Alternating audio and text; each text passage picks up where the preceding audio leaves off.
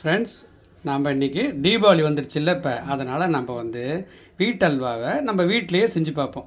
அதுக்கு என்ன வேணுன்றது இப்போ நம்ம சொல்லுவாங்க பார்ப்போம்.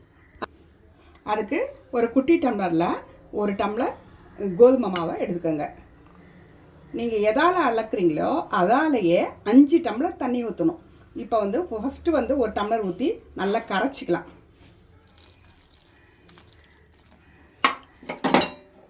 ஒரு டம்ளர் தண்ணி விட்டுட்டு இப்போ கரைச்சிக்கணும். ஃபஸ்ட்டு ஒரு டம்ளர் விட்டு நல்லா கரைச்சிட்டு அதுக்கப்புறமா ஒரு 4 டம்ளர் நல்லா இது பண்ணிங்க, லம்ஸ் இல்லாமல் கரைச்சிக்கணும். டம்ளர் ஊற்றிருக்கோம், நல்லா இது பண்ணிக்கோங்க, கட்டி இல்லாத கரைச்சி வச்சுக்கணும். அந்த கோதுமாவில் கொஞ்சோண்டு உப்பு போட்டுக்கலாம்.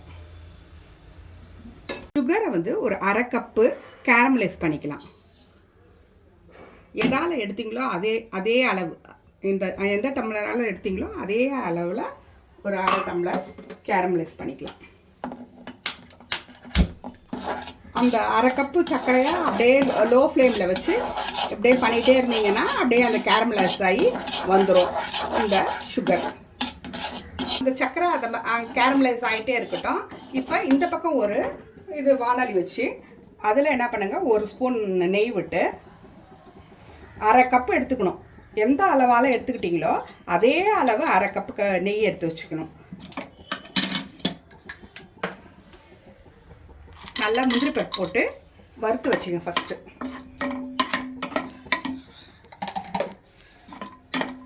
வச்சுக்கலாம், ஆஃப் பண்ணி எடுத்து வச்சுக்கலாம். எடுத்து வச்சுக்கிட்டோம். இப்போ அந்த கோதுமாவை இதில் போடலாம். கோதுமாவை கரைச்சி வச்சுருந்தேன்ல, 5 டம்ளர் ஊற்றி தண்ணி ஊற்றி கரைச்சி வச்சுருந்தேன் இல்லையா, அதை இப்போ நீங்கள் போட்டுக்கணும். ஃபஸ்ட்டு தண்ணியாக தான் இருக்கும் போல இல்லை? ஆமாங்க, ஃபஸ்ட்டு தண்ணியாக தான் இருக்கும்.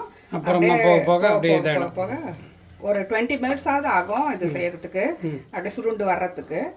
இப்போ நமக்கு அப்படியே இப்போ ஹை ஃப்ளேமில் வச்சுக்கலாம், அப்புறமா கொஞ்சம் லோ ஃப்ளேமில் வச்சுக்கலாம். கொஞ்சம் திக் ஆனோடனே அந்த கோதுமாவு அப்போ 2 டம்ளர் சர்க்கரை போட்டுக்கணும். எதால் எடுத்தோமோ, எந்த இதால் நம்ம கோதுமை அளந்தோமோ அதாலேயே 2 டம்ளர் சர்க்கரை போட்டுக்கணும். அரை டம்ளர் நம்ம கேரமலைஸ் பண்ணி வச்சுட்டோம் இல்லைங்க, மீதி இருக்கிற 2 டம்ளரை இதில் போட்டுக்கலாம். ஒரு டம்ளர் போட்டிருக்கேன்.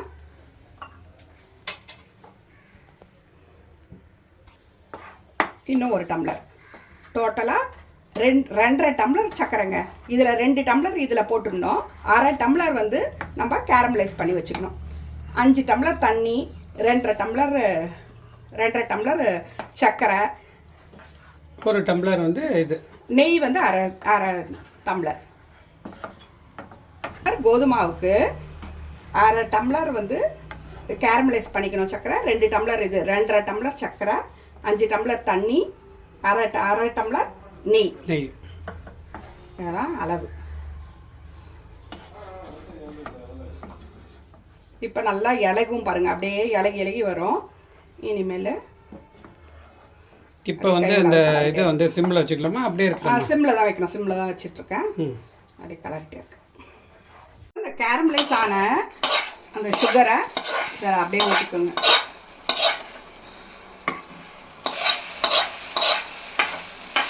கேரமலைஸ் பண்ணி அந்த சுகரை இதில் போட்டோம். இப்போ பாருங்கள் கலர் எப்படி வந்துருச்சு பார்த்தீங்களா? அந்த அல்வா கலர் வந்துடுச்சியா? இப்போ நெய் விட்டுக்க வேண்டியதான். நம்ம ஒரு ஸ்பூனாக நெய் விட்டுக்கோங்க. ஃபஸ்ட்டு ஒரு ஸ்பூன் விட்டோம். இப்போ அதில் பாதி நெய் எடுத்து வச்சுருக்கோம். இப்போ விட்டுக்கிட்டே இருந்தோன்னா நம்ம இந்த பதம் வர வரைக்கும் இது பண்ணிடலாம். முடிஞ்சிருங்க. லாஸ்ட்டில் வந்துடுச்சு பாருங்கள், அப்படியே அல்வா பதம் ஒட்டாத வரணும். இன்னும் ஒரு 5 நிமிஷம் 10 நிமிஷத்தில் நம்ம ஆஃப் பண்ணிவிடுவோம். சிம்லேயே தான் இருக்குது.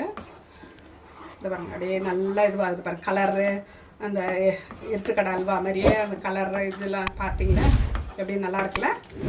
சூப்பராக இருக்குது. அப்படியே அந்த இது அப்படியே அது ரொம்ப தண்ணியாக இருந்தது, அப்படியே இதாகிட்டே வருது இல்லை? ஆமாம், ஒரு 20 மினிட்ஸ் 25 மினிட்ஸ் ஆகும். இந்த இது இப்படியே இந்த நம்ம கைவிடாத கிளறிட்டு இருக்கணும். அடி பிடிக்காது, அடி பிடிக்கக்கூடாது. இது நான்ஸ்டிக்கில் போட்டிங்கன்னா கொஞ்சம் நல்லது, பிடிக்காது. இரும்பில் பண்ணால் கலரிட்டே இருக்கணும். இரும்பில் பண்ணாலும் கலரிட்டே, ஆனால் அப்பப்போ கலரிட்டே தான் இருக்கணும், நம்ம ஒட்டாத வரும். இப்போ நம்ம அந்த முந்திரி பருப்பெல்லாம் போட்டுக்கலாம். நம்ம வறுத்து வச்ச முந்திரி பருப்பு இருக்கு இல்லையா, அதெல்லாம் போட்டுக்கலாம். இதை நீங்கள் ஃப்ரிட்ஜில் எடுத்து வச்சுட்டு கூட இப்போ கொடுக்கணுன்னா அப்போ லைட்டாக எடுத்து சூடு பண்ணி கொடுக்கலாம், சூப்பராக இருக்கும். இன்னும் கொஞ்சம் இன்னொரு அப்படியே ஒட்டாத அப்படியே இது வரணும். கரெக்டாக வந்துட்டே இருக்கு.